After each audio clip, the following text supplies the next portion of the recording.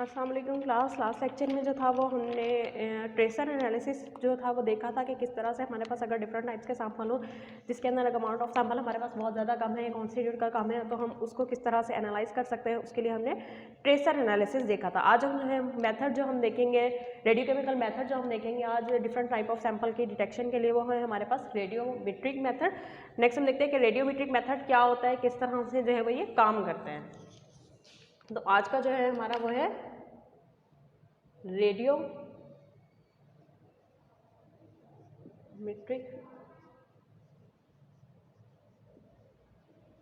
Method. ठीक है, radiometric method को हम किस तरह से यूज़ करते हैं, क्या इसका बेसिक प्रिंसिपल है वो हम देखते हैं, और देन हम इसकी जो है वो एक एग्जांपल देखेंगे। रेडियोमेट्रिक मेथड को भी जो है हम रेडियो ट्रेसर एनालिसिस के मेथड के साथ रिलेट कर सकते हैं। थोड़ा सा डिफरेंट किस लिहाज से है वो हम इसका जब हम बेसिक प्रिंसिपल देखते हैं, वर्किंग प्रिंसिपल देखते हैं, तो हम फाइंड आउट करते हैं कि किस तरह से जो है वो रेडियोमेट्रिक मेथड को हम यूज़ करते हैं अपने सैंपल की डिटर्मिनेशन के लिए। Radiometric method means, radiometric means he क्या है कि मेजरमेंट ऑफ एलिमेंट्स या रेडियोएक्टिव या मेजरमेंट्स ऑफ द कॉन्स्टिट्यूट, हमारे जो सैंपल के अंदर कॉन्स्टिट्यूट मौजूद है उसको हम किस तरह से जो है वो रेडियो एक्टिव एलिमेंट्स के जरिए जो है वो हम उसको एनालाइज करते हैं। In this method the component to be determined is made to react quantitatively with the radioactive reagent of non specific activity. इस मेथड में हम क्या करते हैं कि जो भी हमारा कंपोनेंट है, कॉन्स्टिट्यूट है, in this method the component to be determined, the component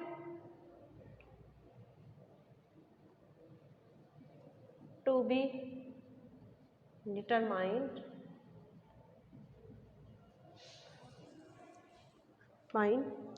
is made to react quantitatively, is made to react quantitatively with radioactive element of non-specific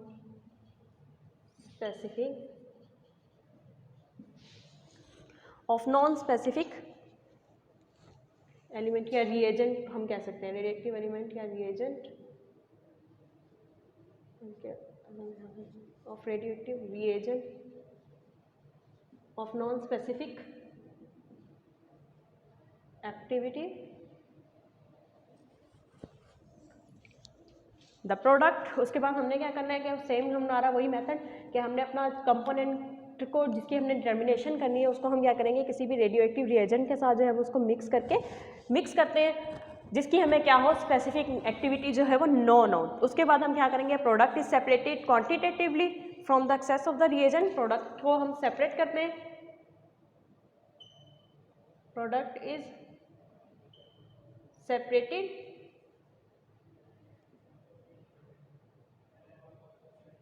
from the excess of reagent।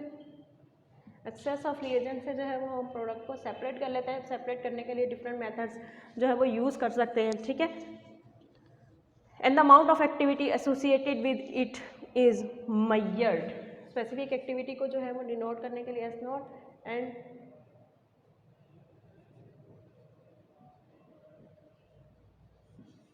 The activity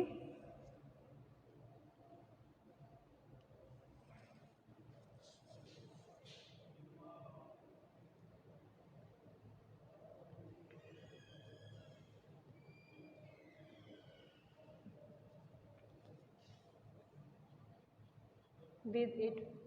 is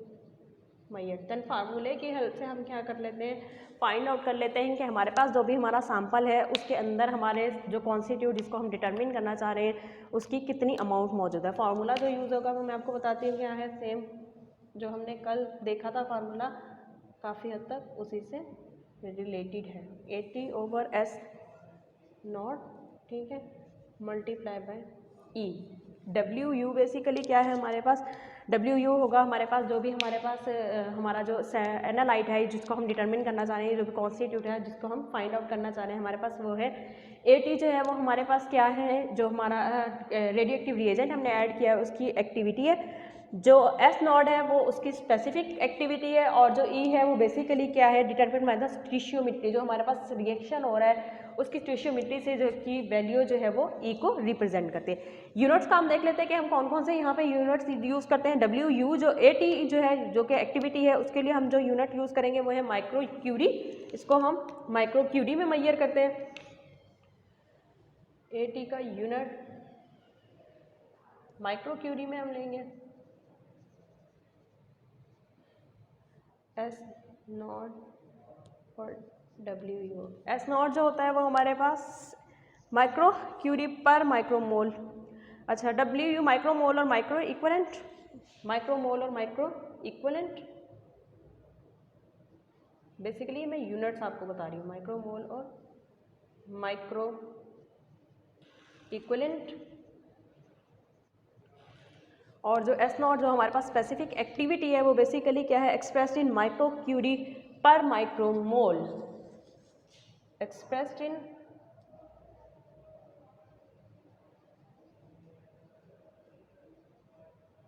micro curie per micro mole और micro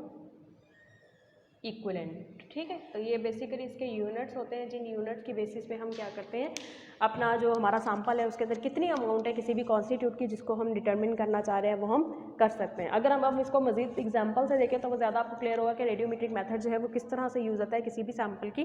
अंदर से किसी भी constitute की determination के लिए। Like एक हमारे पास एग्जाम्पल है determination of beryllium in solution by Thackeray. Thackeray ने जो था वो एक हमें जो है इस मेथड को जो है वो इंट्रोड्यूस करवाया है, यूज़ किया था ब्रिलियम की डिटर्मिनेशन के लिए। एग्जाम्पल अगर हम देख रहे हैं क्या है, determination of beryllium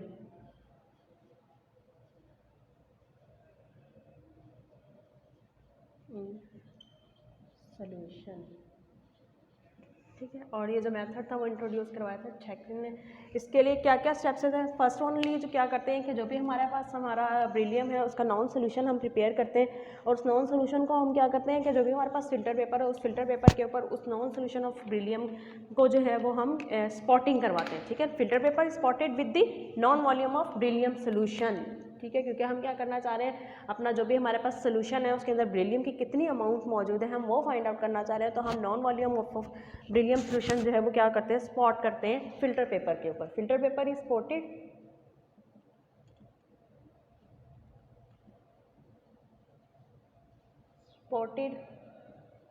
with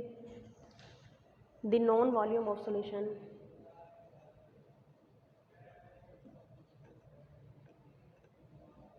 of solution of beryllium। ठीक है, फिल्टर पेपर को हमने क्या किया, जो हमने ब्रिलियम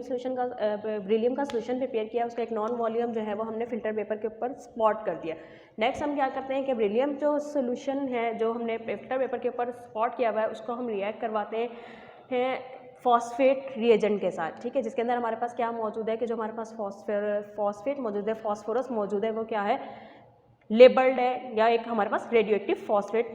फॉस्फोरस मौजूद है। Irrigate the paper strip with phosphate solution labelled with phosphorus 32। उसके बाद नेक्स्ट हमने क्या करना है कि फिल्टर पेपर को इरिगेट करना है फॉस्फेट सोल्यूशन से। Irrigate the filter paper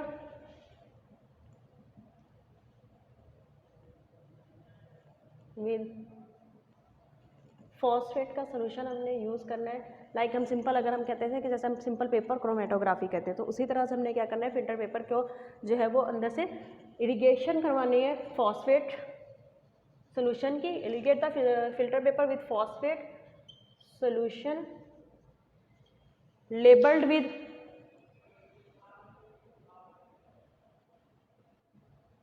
phosphorus 32 से जो है वो लेबल किया हुआ है, जिसको हमने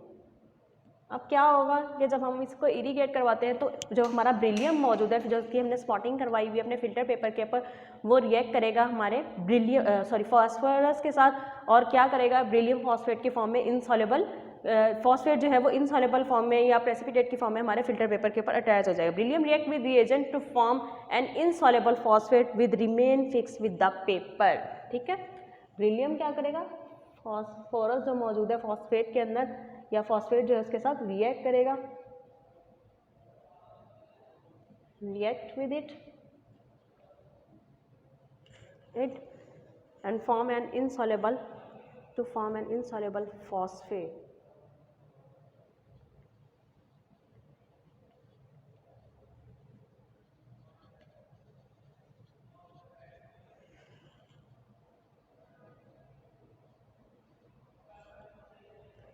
which remain fixed on paper.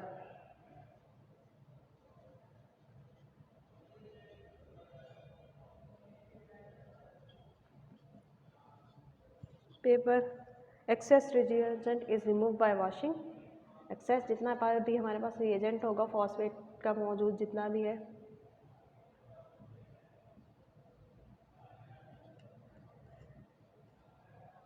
Bye washing,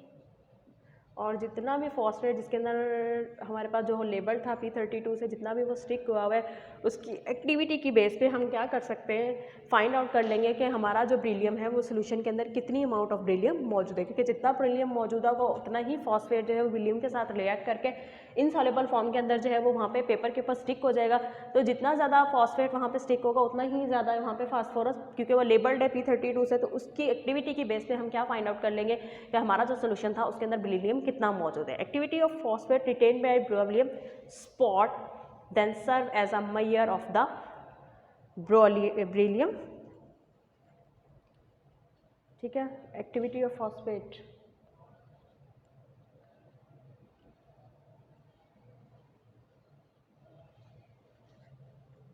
is serve as a measure of the beryllium present.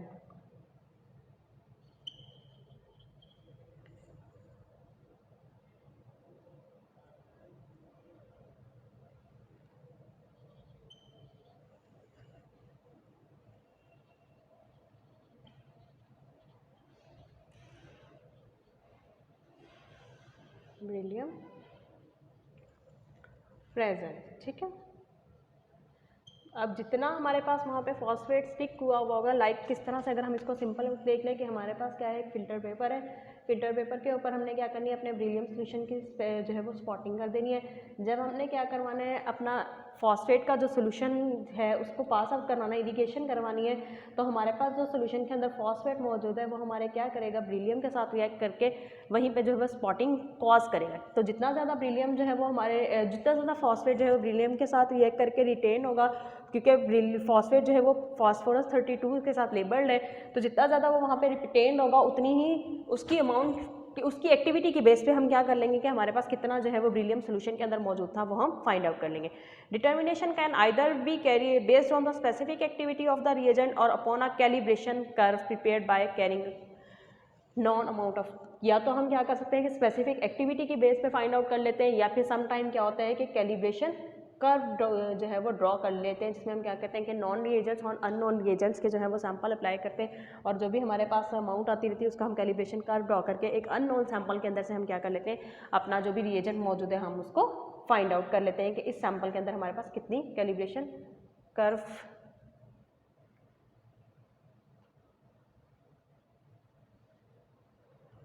Can be used. ठीक है, for the determination of the analyte या जो भी कॉन्स्टिट्यूट हमारे सैंपल के अंदर मौजूद है हम उसको डिटर्मिन कर सकते हैं। ठीक है, अच्छा, इसकी लिमिटेशन या फिर हम जो इसका ड्रॉबैक कह सकते हैं, क्योंकि ये ज़रूरी है कि जो भी हमारे पास सैंपल होता है जिसके अंदर हम क्या करते हैं अपना रिएजेंट ऐड कर रहे हैं, उसकी जो है वो क्या है, quantitative separation of the radio active product of the reaction from other radio active substance जो है वो बहुत ज़्यादा इंपॉर्टेंट या इनिशियल एसेंशियल स्टेप है। लाइक दैट अगर हमने कहा कि जितना ज़्यादा हमारा यहाँ पे स्पॉट हो गया, बाकी जितना भी रिमेनिंग रेडियो एक्टिव प्रोडक्ट है उसको हमने यहाँ से वॉशिंग, इसके ऊपर से जो भी पेपर है हमारे उसके ऊपर से वॉश आउट करवाना उतना ही ज़्यादा ज़रूरी है, क्योंकि अगर वो वॉश आउट प्रॉपरली नहीं होगा, अगर वो कुछ भी रिमेनिंग रह जाता है तो वो क्या करता है कि एट द एंड जो हमारे पास रिजल्ट्स आते हैं उन रिजल्ट्स को इफेक्ट करता है। ये इसका मेन ड्रॉबैक है। और जो मेन इसका एडवांटेज अगर हम कहें तो वो एडवांटेज ये है कि हम ये कह सकते हैं कि अगर हमारे पास सैंपल के अंदर बहुत ज़्यादा लो लेवल या लो कंसंट्रेशन भी मौजूद है तो उस लोएस्ट कंसंट्रेशन को, उस लोएस्ट लेवल को भी हम क्या कर सकते हैं, रेडियोमेट्रिक मेथड के जरिए जो है वो डिटरमिन कर सकते हैं। तो ये हम कह सकते हैं कि हमारे रेडियोमेट्रिक मेथड का जो है वो एक क्या नाम है, बेसिक एडवांटेज है। ठीक है, by determining the minimum amount which will give precipitate large enough to withstand the necessary washing without loss to run। ठीक है, तो बेसिकली ये इसका एडवांटेज है। नेक्स्ट है वो हम देखेंगे कि हमारे पास जो है वो इसके अलावा और कौन सा मेथड है जो हम यूज़ करते हैं अपने डिफरेंट टाइप्स ऑफ सैंपल के एनालिसिस के लिए, जिसके अंदर हमारे पास नेक्स्ट जो आता है वो आता है radio release method. Radio release method को भी हम क्या करते हैं, यूज़ करते हैं अपने डिफरेंट टाइप्स के सैंपल के एनालिसिस के लिए। तो हम अपना नेक्स्ट रेडियो रिलीज मेथड देखते हैं, radio release analysis.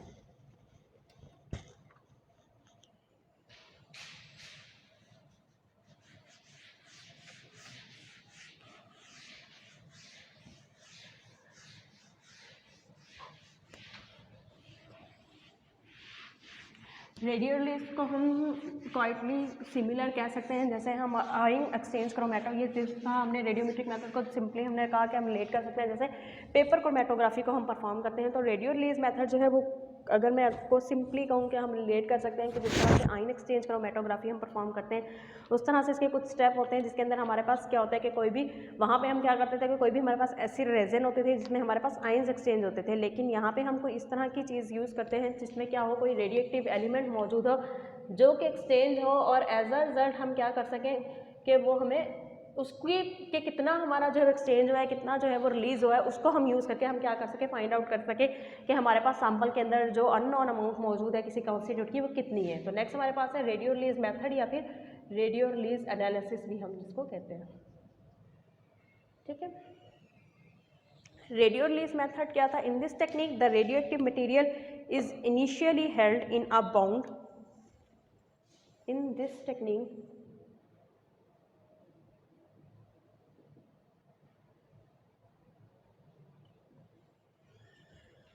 the radioactive material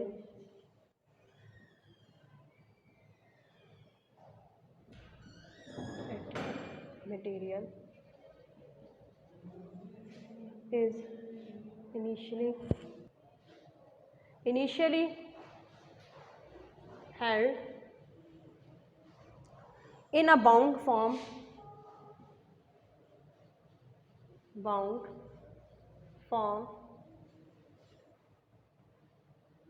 from which it is released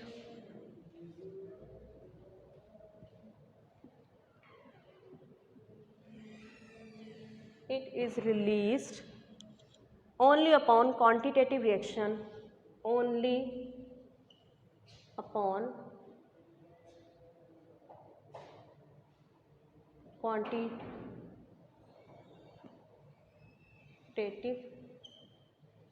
reaction. ठीक है, और क्वांटिटेटिव रिएक्शन किसके साथ? जो भी हमारा सैंपल है उसके साथ, विद द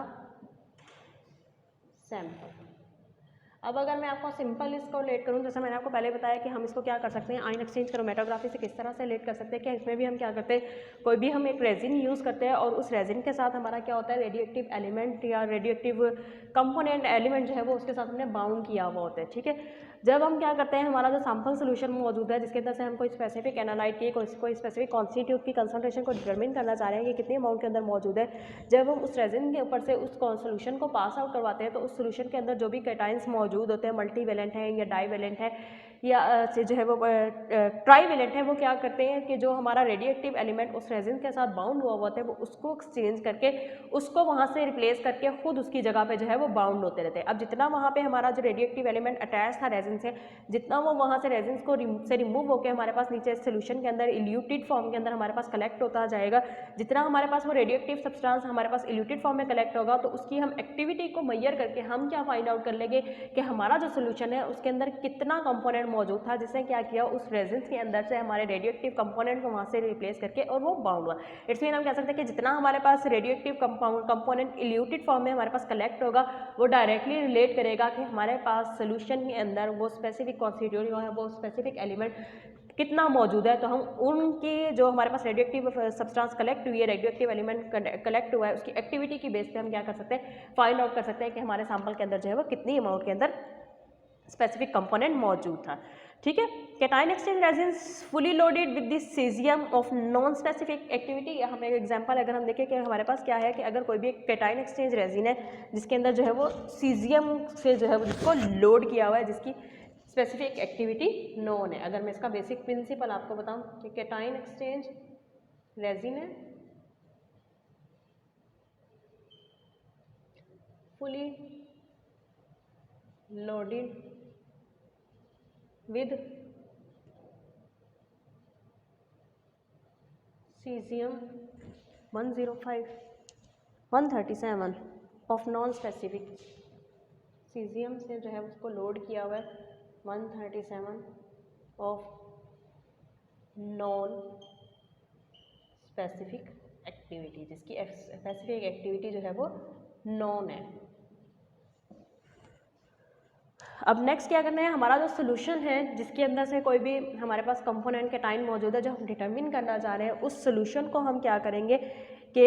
उस कॉलम के अंदर जहाँ पे हमने अपनी रेजिन पैक की है जिसके अंदर सीजियम 137 लेबल कंपाउंड मौजूद है, और वो सोल्यूशन जो हमने जिसके अंदर से हम अपना सोल्यूशन जिसके अंदर कोई कंपोनेंट मौजूद है, कॉन्स्टिट्यूट मौजूद है, हम वो डिटरमिन करना चाह रहे हैं, उस कॉलम के अंदर से हम क्या करेंगे, उस सोल्यूशन को पास आउट करवाएंगे। देन सोल्यूशन कंटेनिंग डाइवेलेंट और trivalent,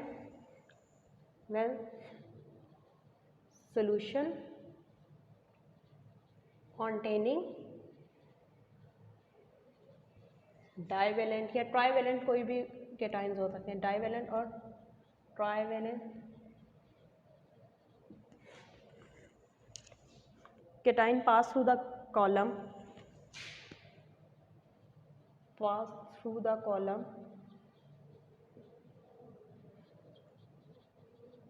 containing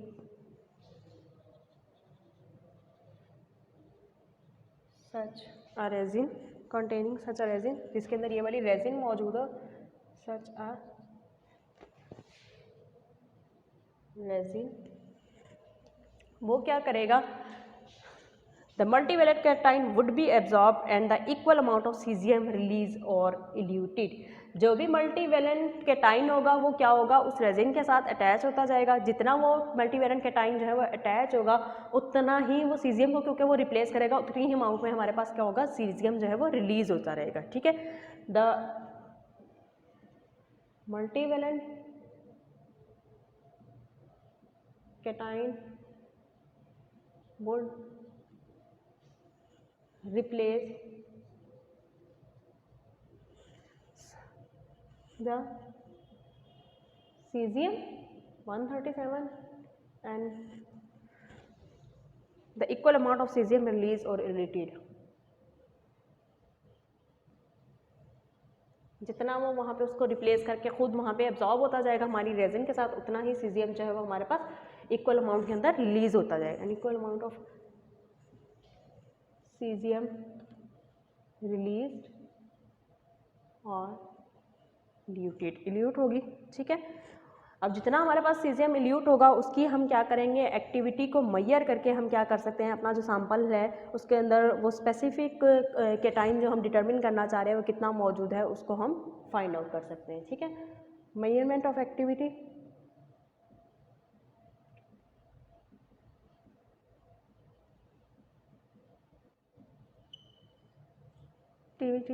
and calculation would be carried out।